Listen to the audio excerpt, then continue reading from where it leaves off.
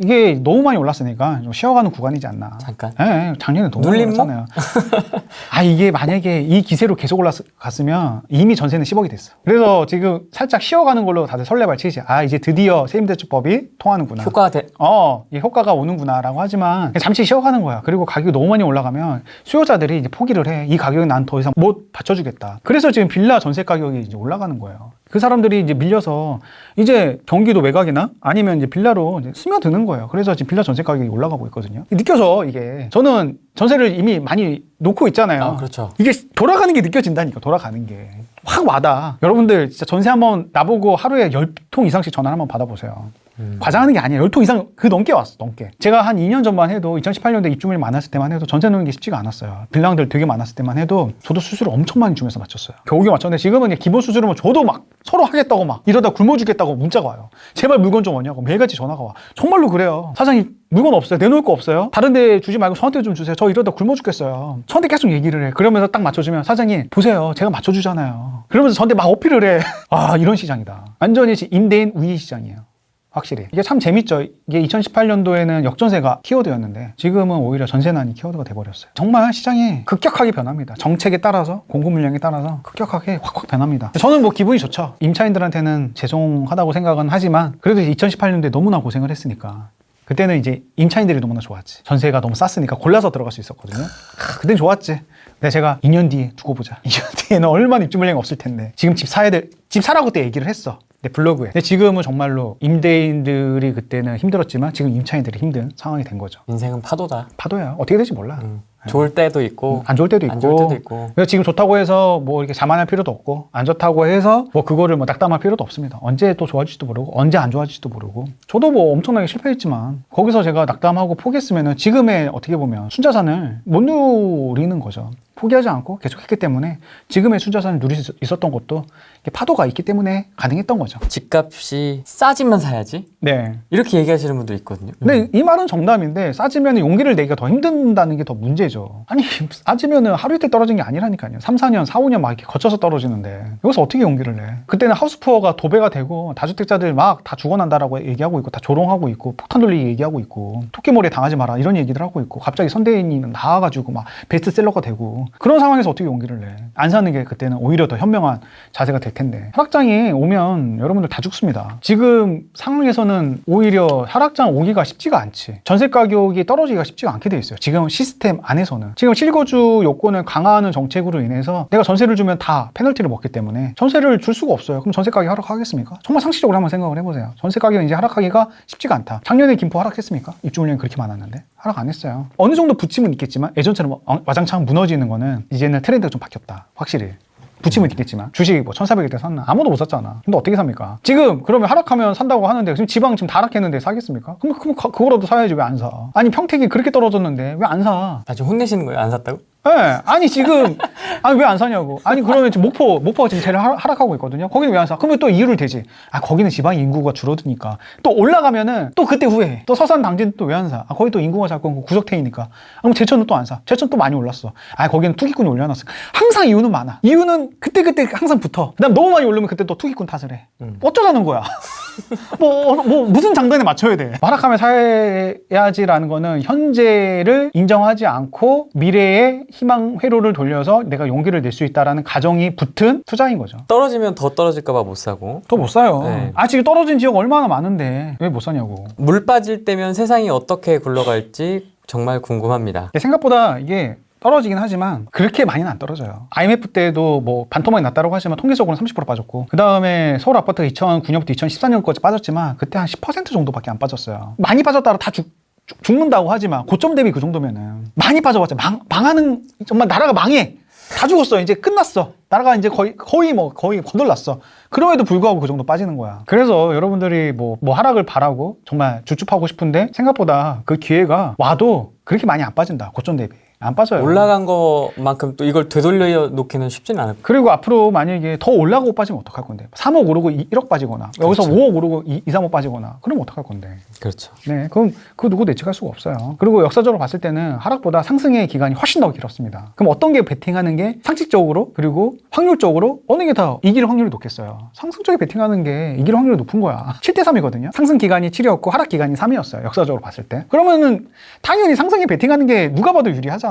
누가 봐도. 왜 이거를 이렇게 얘기를 해줘도 모르는지 모르겠습니다. 반드시 이거는 좀 최소한 지켰으면 좋겠다라는 원칙 같은 게 있으실까요? 제가 이제 실패를 하면서 이렇게 원칙을 정했죠. 근데 이 원칙이 너무나 기본이에요. 이 기본인데 제가 이 기본 자체를 몰랐어요. 그리고 많은 분들이 기본을 간과하고 투자하시는 분들이 많은 것 같습니다. 기본이 가장 중요해요. 그리고 전략적인 사고도 중요하고 책에서도 말씀드렸고 강의에서도 항상 말씀을 드리는 게 예. 기본에 대해서 항상 강조를 합니다. 어떤 예를 드냐면 그 평택역 떡볶이집 골목식당에서 백종원 이제 대표가 네. 조언을 이제 해주잖아요. 솔루션을 해주잖아요. 어느 날 평택역 떡볶이집 편이 나온 적이 있어요. 거기서 이제 평택역 떡볶이집 사장님이 맛있는 떡볶이를 만들기 위해서 뭐 고추장에다가 뭐 꽃감도 넣고 뭐 배도 넣고 뭐 사과도 넣고 양파 뭐 당근 별걸 다 넣는 거야. 그러면서 양념장을 이렇게 만들고 떡볶이를 만드는데 백종원 대표는 그 모습을 보면서 의아했던 거지. 아니 왜 떡볶이 이런 걸 왜 넣지? 왜 꽃감을 왜 넣지? 왜 당근을 넣고 사과를 엄청난 정성을 쏟아붓는데 백종원 대표는 이해를 못하는 거지. 먹는 사람들도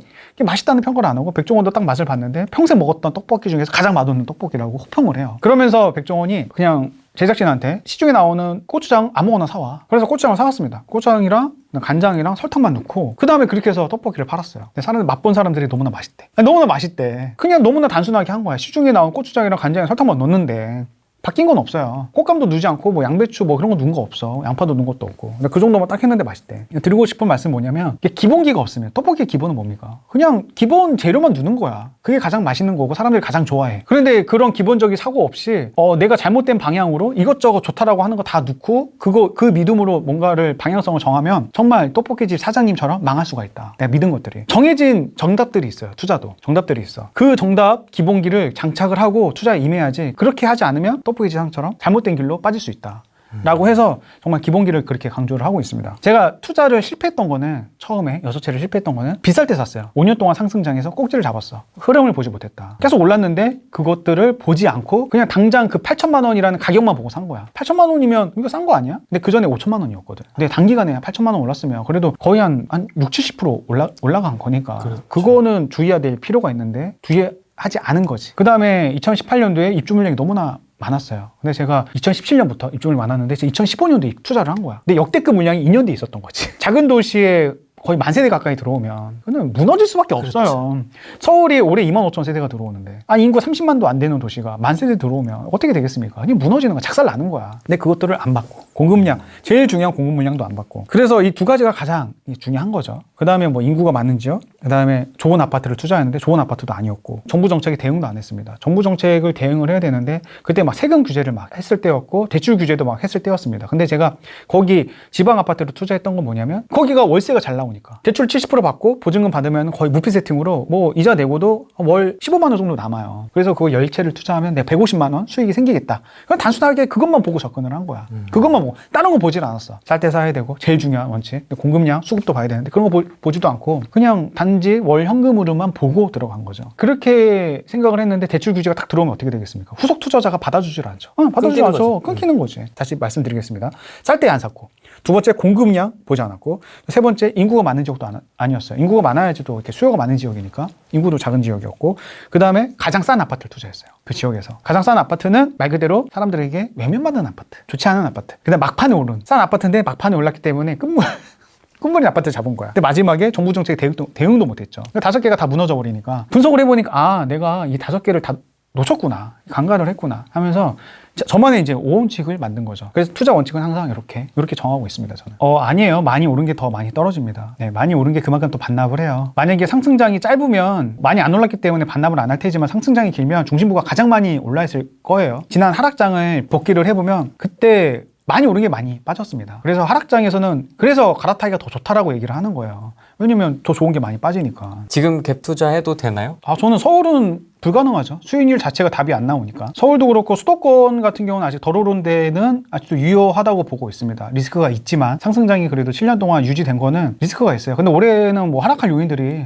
보이지 않으니까 더 올라갈 여지들만 훨씬 더 많습니다. 사실은. 지금 민간 재개발 활성화될 것도 있고 그다음에 공급 물량도 없고 앞으로도 정해진 공급도 없고 이런 상황에서는 당연히 올라갈 확률이 높지만 근데 좋을 때 파는 게 맞거든요. 사실은. 세금이 있더라도. 그러면 지금 갭 투자를 수도권에 하는 것보다는 수도권 남부라든지 아니면 지방으로 하는 게 더 좋지 않나. 제 주변에 투자하시는 분들 보면 서울 안 해요.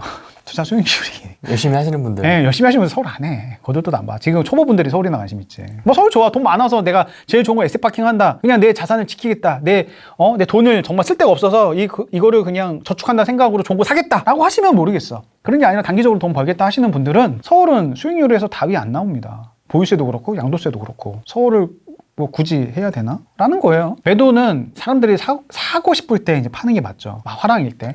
입주 물량이 없어서 전세 가격이 뭐 올라가고 남들 다 사고 싶을 때 이제 그때 파는 게 맞으니까 입주 물량이 많을 때 사고 입주 물량이 없을 때 사는 거죠.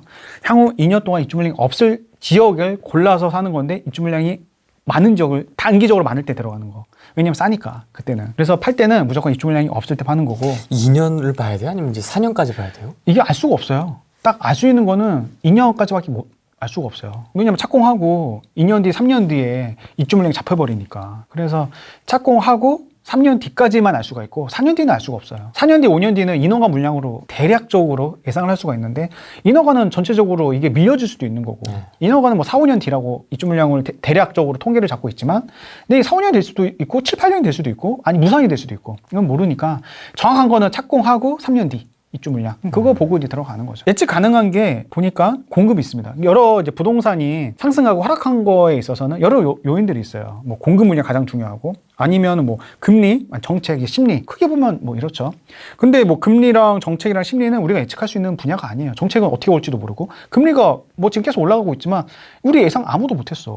계속 저금리라고 생각을 했지만 장기 국채가 올라가고 있잖아요. 그래서 지금 막 신흥국들이 같이 덩달아서 금리 올라가고 있고 그래서 하락론자들이 우리나라도 같이 올릴 수밖에 없다. 그 같이 올리면 그럼 부동산 하락할 수밖에 없다. 이렇게 얘기하는 건데 뭐 맞을 수도 있고 뭐 틀릴 수도 있어요. 근데 저는 그거에 동조할 수는 없겠지만 아무튼 그 얘기를 하는 게 아니니까 뭐 금리도 지금 예측할 수가 없고 정책, 뭐 심리 다 예측할 수가 없어요. 근데 예측할 수 있는 거는 이제 공급 물량은 이건 상수잖아. 변하지 않는 거잖아. 그리고 가장 중요하잖아. 그럼 이것만 보고 진입을 해도 솔직히 90%는 먹고 들어가. 90%는 먹고 들어갑니다. 가장 중요한 남들도 다 강조하지만 저도 한 번 더 강조를 할게요. 입주 물량 꼭 체크하고 들어가시면 최소한 실패는 하지 않는다라고 한 번 더 얘기를 하겠습니다. 네. 지금 요즘에는 입주 물량이 많아도 올라가죠. 지금 대구도 그렇고 부산도 그렇고 입주 물량이 많은데도 불구하고 이제 올라갑니다. 그만큼 이제 돈의 힘이 센 거예요. 저금리였고 그만큼 돈을 푸니까 사람들이 빨리 에세파킹 하고 싶은 마음에 투자를 하고 있지만 그래도 입주 물량이 너무 많으면 입주 물량에는 장사 없거든요. 공급 물량에는. 너무나 쏟아지면 어쩔 수가 없어. 아무리 세입임대차법이든 실입주를 강요하든 뭐 그래도 많으면 총량이 늘어나면 이건 무너질 수밖에 없습니다. 그래서 제일 조심해야 돼요. 입주 물량은.